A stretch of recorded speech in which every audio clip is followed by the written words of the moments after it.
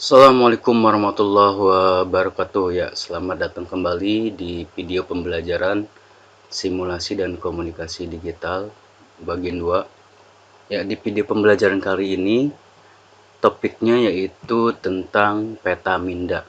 Jadi pada topik kali ini kalian diharapkan mampu membuat sebuah peta minda.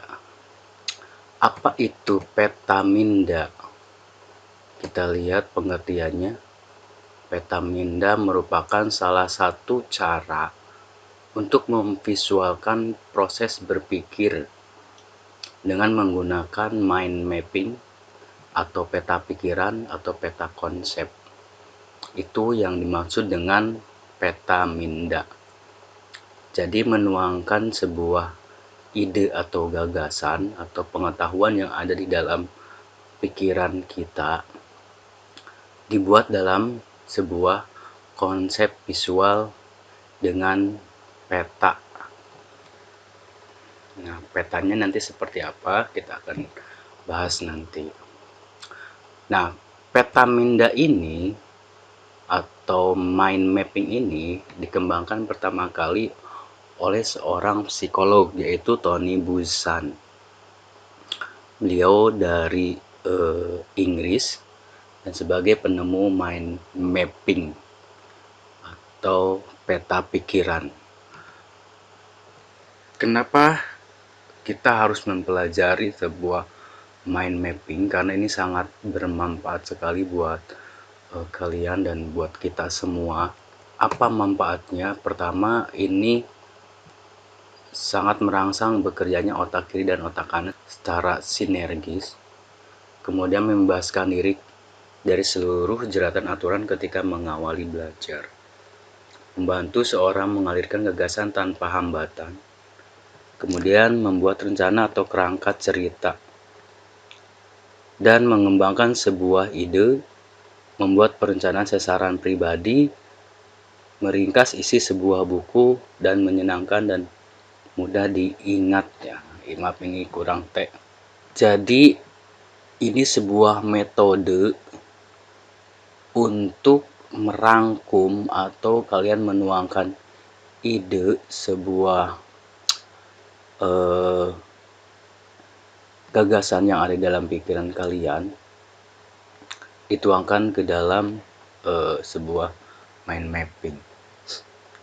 Jadi kalau kalian misalnya punya hambatan di dalam mempelajari sebuah mata pelajaran, kalian bisa menggunakan metode ini. Ini akan sangat bermanfaat sekali buat kalian, memudahkan ingatan kalian dalam sebuah pemahaman materi ya atau pelajaran. Ini sangat simpel dan menyenangkan dalam membuat metode seperti ini. Kemudian di sini juga ada jenis-jenis peta minda. Kita lihat jenis-jenisnya ada berapa. Pertama itu ada bubble map. Salah satu mind mapping yang umumnya menggunakan kata-kata deskriptif dan penjabaran dari tiap konsep. Nah, ini contohnya bubble map nih. Jadi bubble itu udah jelas ya, bulat atau seperti bubble ya, gelembung. Nah, ini contohnya. Kemudian kita yang kedua itu ada double bubble map. Sebuah mind mapping yang umumnya digunakan untuk membandingkan beberapa konsep sekaligus. Nah, ini double ya bubble-nya. Jadi kenapa double? Karena ada tujuan untuk membandingkan beberapa objek atau beberapa konsep. Misalnya di sini ada perbandingan antara pisang dan apel ya. Oh iya, apel.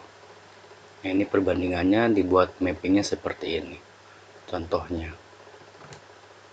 Kemudian yang ketiga itu ada circle map.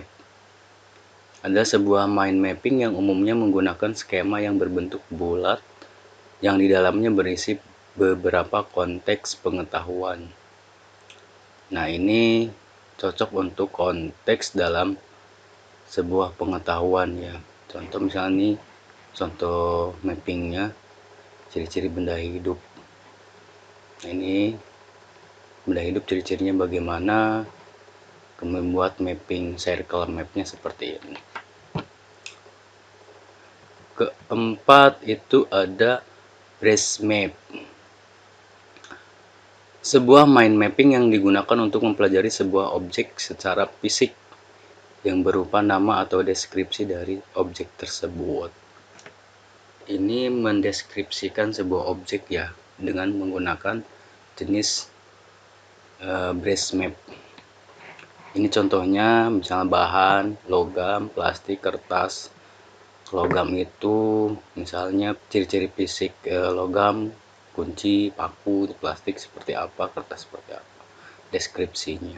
Kemudian yang kelima itu ada tree map, pohon ya, mapping yang berbentuk pohon, sebuah mind mapping yang digunakan untuk mengklasifikasikan setiap konsep berdasarkan adegan kategori tertentu. Contohnya mungkin saya sering lihat di kelas ya, di kelas suka ada mapping yang dibuat dalam bentuk pohon, kalian menggunakan kertas. Itu kreatif, bagus. Nah, itu contoh salah satu tree map. Nah, ini mappingnya misalnya kewirausahaan, klasifikasinya apa aja gitu kan. Ini mapping. Kemudian yang keenam itu ada flow map, sebuah mind map yang digunakan untuk membuat sebuah urutan dari suatu proses. Nah, ini hubungannya dengan simbol algoritma ya. Nanti kita akan pelajari. Jadi setiap simbol ini mengandung arti nih. Ini simbol start seperti ini.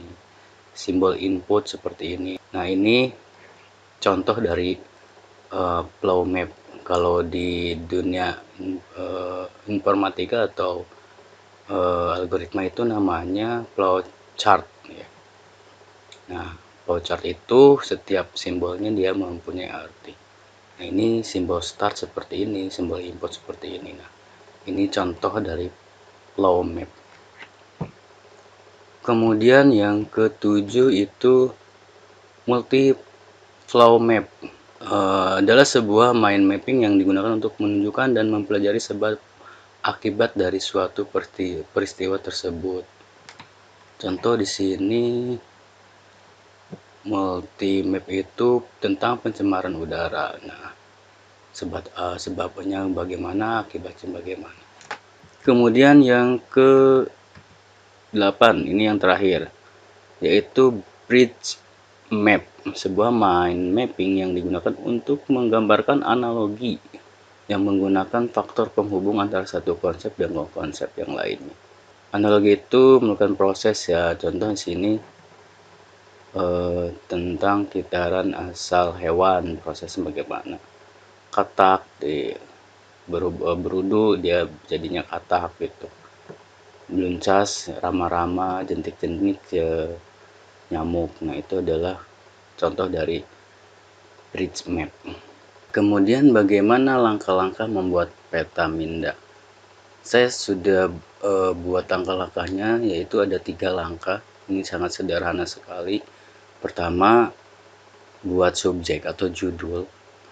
Tentukanlah subjek judul apapun itu yang akan dibahas, kemudian dikembangkan, yaitu namanya subjudul atau cabang-cabang utama ya. Kemudian setelah itu baru kalian kembangkan tuh dari cabang-cabang utama atau subjudul tersebut saling berhubungan. Saya akan praktekkan cara membuatnya bagaimana. Cuman di sini ada 2 cara ya. Jadi peta minda itu bisa dibuat dengan atau tanpa aplikasi. Jadi kalian bisa menggunakan manual dengan tulis tangan. Berarti harus menyiapkan kertas kosong. Berarti sama pulpen atau pensil kalian siapkan. Kemudian buat di mappingnya di kertas kosong tersebut. Kalau menggunakan aplikasi itu lebih simple lagi. Jadi saya akan coba buatkan di aplikasi. Saya di sini sudah install aplikasi namanya Xmind. kalian bisa install di laptop atau di handphone kalian juga bisa.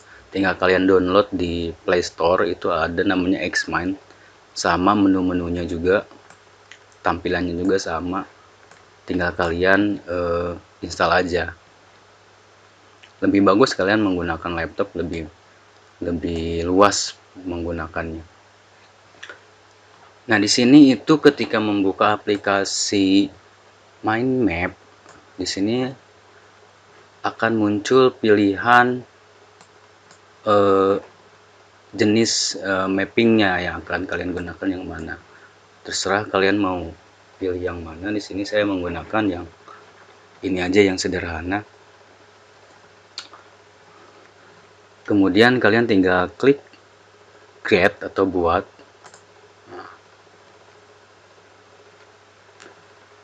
Nah, di sini sudah ada bawaannya, contohnya ya, yaitu seperti ini bentuknya. Ini bisa kalian blok, hapus, bisa kalian delete dengan tombol delete.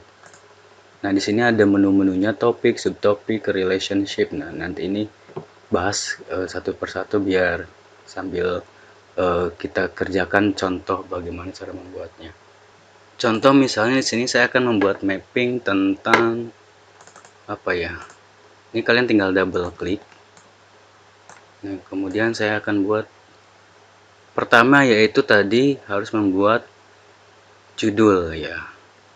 Saya buat judulnya tentang misalnya liburan keluarga. Oke. Ini adalah judul ya, seperti yang tadi dijelaskan di sini. Oke. Buat subjek atau judul. Kemudian yang kedua, cabang-cabang utama atau subjudul. Oke. Bisa kalian klik di sini, kemudian di sini ada subtopik. Klik. Nah, subtopik di sini bisa kalian isi di sini. Klik 2 kali. Nah, kalian misal terlintas tentang liburan keluarga itu apa? Oh, contohnya misalnya aktivitas. Nah, kemudian buat lagi subjudulnya. Oke. Misalnya tentang perlengkapan. Kemudian buat lagi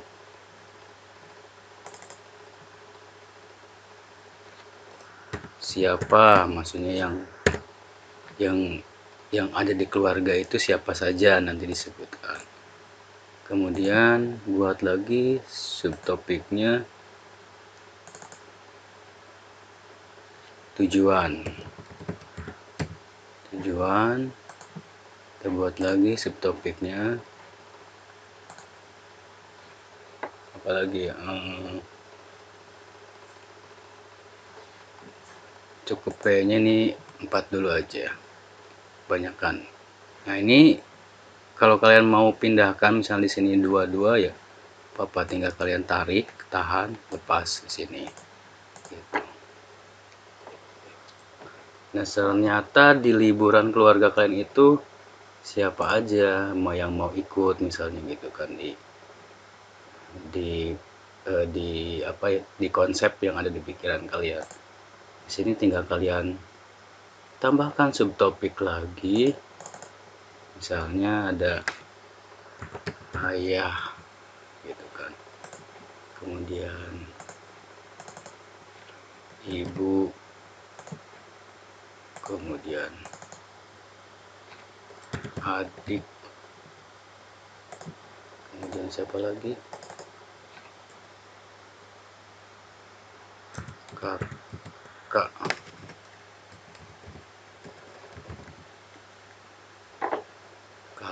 misalnya. Terus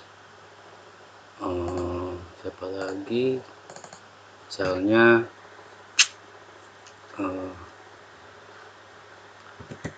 adik tiri gitu. Ya, ini contoh ya, adik tiri misalnya. Kemudian tujuannya kemana nih, pilihan opsinya. Oh, misalnya tujuannya ke pantai, kemudian gunung, atau mungkin ke taman, atau mungkin ke apa, waterboom.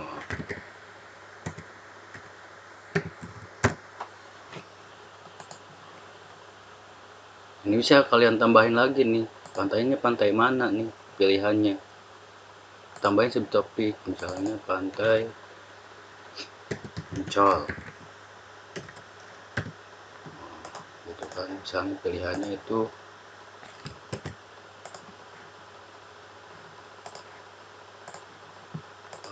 dua pilihan ya, pantai Carita,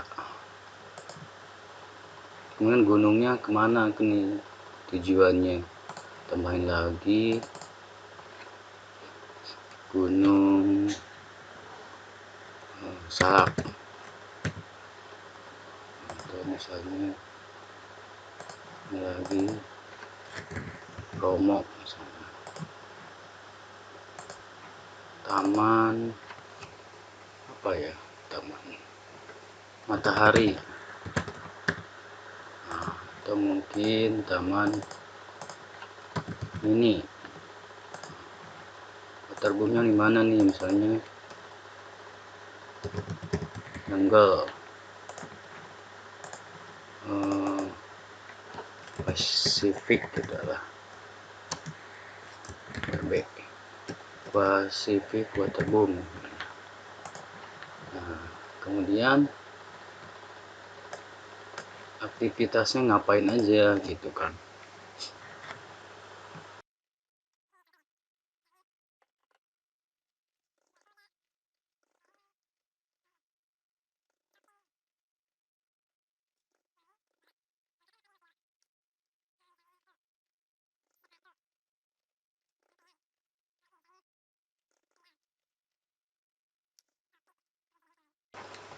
Kemudian misalnya mau kalian variasikan, di sini ada menu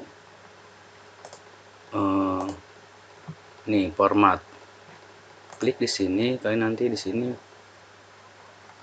klik, nanti di sini akan muncul klik objeknya. Nah, di sini kalian akan muncul jenis kotaknya, terserah kalian mau seperti apa di sini.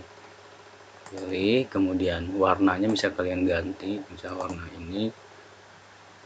Kemudian yang ini juga bisa kalian ganti warnanya, bisa warna biru misalnya gitu.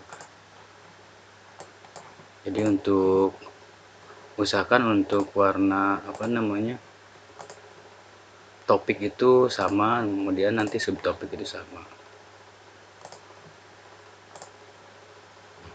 Ini contoh sederhana ya, kalau misalnya kalian mau tentang mata pelajaran, apapun jenis mata pelajaran bisa dibuat seperti ini, dan itu akan membuat kalian cepat paham, atau istilahnya rangkuman sebuah mata pelajaran. Makanya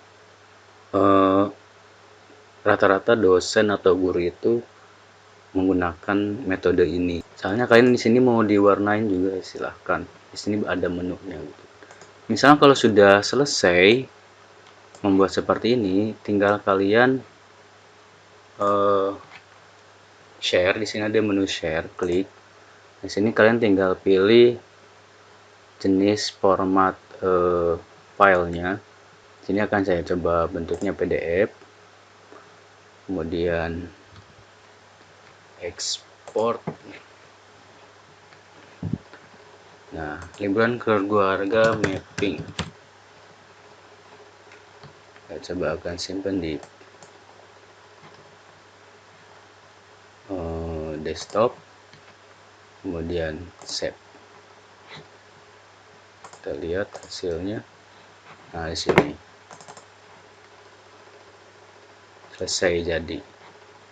Nah, ini adalah contoh cara membuat map mapping di aplikasi Xmind. Xmind ya. Silahkan bisa kalian praktekkan menggunakan aplikasi ini. Ini bisa di laptop dan juga bisa di Android. Di Android tinggal kalian install di Play Store. Ya, saya kira cukup untuk pertemuan kali ini. Saya tutup dengan wassalamualaikum warahmatullahi wabarakatuh.